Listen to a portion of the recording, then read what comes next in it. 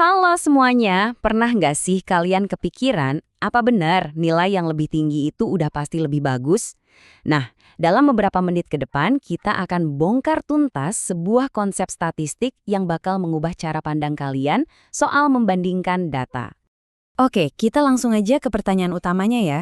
Apakah nilai 90 itu 100% pasti selalu lebih hebat daripada nilai 80? Mungkin kedengarannya simpel ya, tapi jawabannya, bisa jadi mengejutkan loh. Dan jawabannya adalah belum tentu. Yap, kalian nggak salah dengar. Angka yang kelihatannya lebih tinggi ternyata belum tentu berarti performanya lebih baik. Loh, kok bisa gitu? Karena gini, dalam dunia statistik, kita tuh nggak bisa cuma lihat angkanya doang. Konteks atau cerita di balik data itu adalah segalanya. Nah, hari ini saya bakal kasih lihat dua alat super canggih untuk ngebaca konteks itu. Ini dia peta investigasi kita buat hari ini. Kita mulai dari sebuah teka-teki, terus kenalan sama dua alat detektif kita pecahin kasusnya pakai kode, dan di akhir giliran kalian yang jadi detektif datanya. Siap? Yuk kita mulai. Oke, kita masuk bagian pertama ke teka-teki utamanya. Saat angka bisa berbohong. Di sini kita bakal lihat kenapa sih ngebandingin data secara langsung itu sering banget bikin kita salah kaprah. Coba deh, lihat skenario ini. Ada dua kelas, A dan B. Kalau kita lihat sekilas aja, standar deviasi kelas B kan lebih gede, yaitu 12. Wah, gampang nih, pasti banyak yang langsung mikir, oh jelas nilai di kelas B lebih macam-macam atau lebih bervariasi. Tapi yakin nih kesimpulannya seadil itu? Nah, buat ngejawab pertanyaan tadi, kita panggil alat pertama kita, si pengukur konsistensi. Nama kerennya itu koefisien variasi, atau kita singkat aja CV. Alat ini bakal bantu kita membandingkan variasi data secara jauh lebih adil. Jadi, apa sih koefisien variasi ini?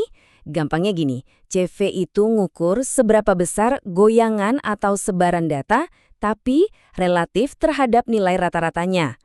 Rumusnya juga simpel banget, tinggal ambil standar deviasi, bagi sama rata-ratanya, terus jadiin persen, selesai. Dan disinilah letak keajaibannya.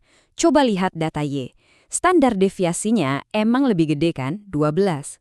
Tapi, lihat nilai CV-nya, justru lebih kecil, cuma 12%. Ini bukti kalau data Y secara relatif sebenarnya lebih konsisten atau lebih stabil daripada data X.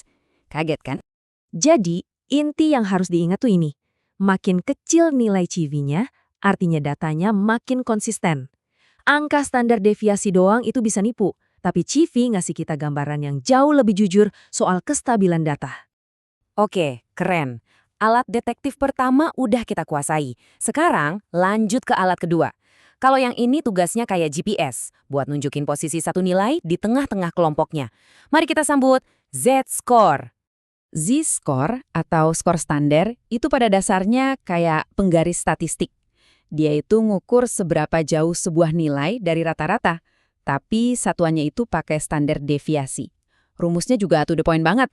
Cara bacanya tuh gampang banget. Bayangin aja rata-rata itu titik 0 di tengah-tengah. Kalau Z-score kamu positif, artinya nilaimu ada di sebelah kanan, di atas rata-rata.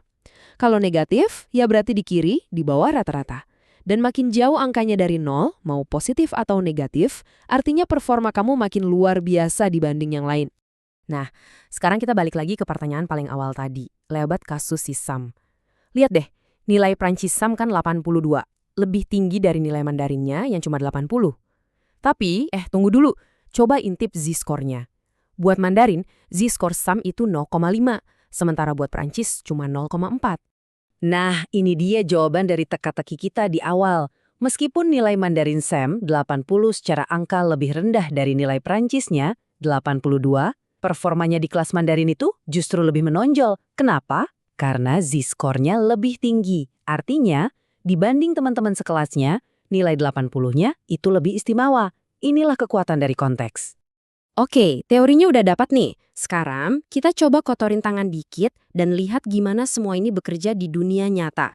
Pakai contoh kode yang super simple di R. Pertama-tama, kita punya dua kelompok data yang mau kita analisis. Anggap aja ini data A dan data B. Cuma dengan satu baris perintah di R, kita bisa langsung hitung CV buat keduanya dan Cing jing jeng, lihat hasilnya.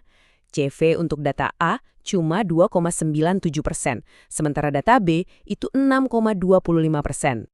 Putusannya udah jelas banget. Karena CV kelompok A jauh lebih rendah, kode ini ngekonfirmasi temuan kita. Kelompok A emang jauh lebih konsisten. Praktis banget kan? Oke, teori udah, praktek juga udah. Sekarang giliran kalian nih buat nyobain dan pakai topi detektif data kalian sendiri. Ini ada tantangan kecil buat kalian. Coba deh iseng-iseng cari data apa aja di sekitar kalian. Bisa skor main game, data penjualan, atau bahkan waktu tempuh ke kantor tiap hari. Ikuti langkah-langkah ini dan coba lihat wawasan mengejutkan apa yang bisa kalian temukan sendiri. Jadi, selalu ingat ya, angka itu nggak pernah berdiri sendiri. Dengan CV dan Z-Score, sekarang kalian punya senjata rahasia buat melihat cerita utuh di balik angka. Kalau kalian setuju nilai tinggi itu nggak selalu lebih baik, coba deh tulis di kolom komentar.